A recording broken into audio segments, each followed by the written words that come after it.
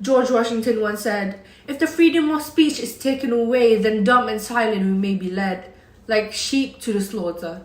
Greetings, audience. My name is Joan from Pelita Utama School. Freedom of speech, we hear it almost everywhere. But how important and significant is it actually? First of all, we must understand the definition itself. What is freedom of speech? Freedom of speech is the right to seek, receive, and impart information and ideas of all kinds, and it is the fundamental human right.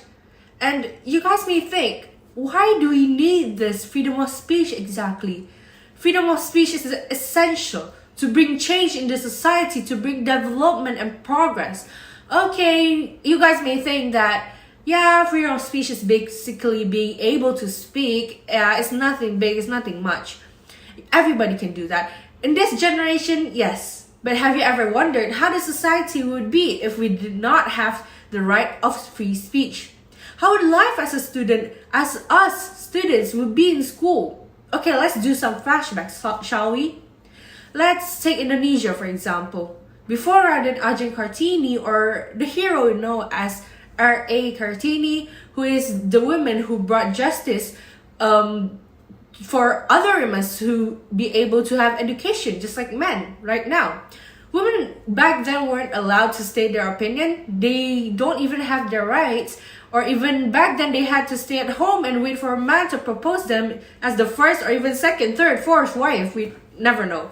And during the era of President Habibie was the tradition to reform, in where the issue of educational autonomy is actually the right of every institution to decide what is good for an institution and what is not, without any interference from other parties. This concept comes from the spirit of academic freedom, where every individual have the right to state and express their opinion. Now, I want you all to imagine, what if that era didn't happen? All of us, or even mostly women, probably won't even be able to gain education. The tradition of those things would keep on going on, right? And gender equality won't even happen, won't be applied in this society right now. Society won't be able to develop as people don't have the right to state their opinions, especially women, right? And also, every student should have the right to gain education, to state and express their thoughts. School should be a place where every student is able to develop their talents, gain education, and learn from their mistakes, and understand each and every other student's thoughts and opinions. And this is where the freedom of speech comes, right?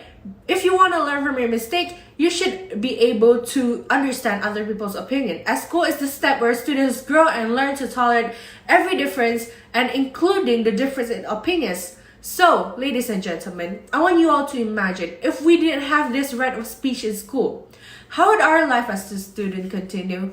How would we be able to share our thoughts? Our opinions would just be stored in a jar, and it would never be conveyed. Because right now, the technologies that you see, the modernized world that you live in, are built by people's thoughts and ideas.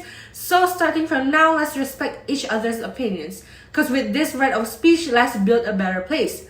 Let's not manipulate the right, okay? Just instead use it to grow and learn. Because in school, that's what you do, right? You learn from each other. You don't try to dominate each other. So to all the students in school, protect and use your freedom of speech wisely. You have this right of speech to actually see each other's opinion and also other people's point of view, but do not manipulate it. Ladies and gentlemen, that's all from me. Thank you and greetings.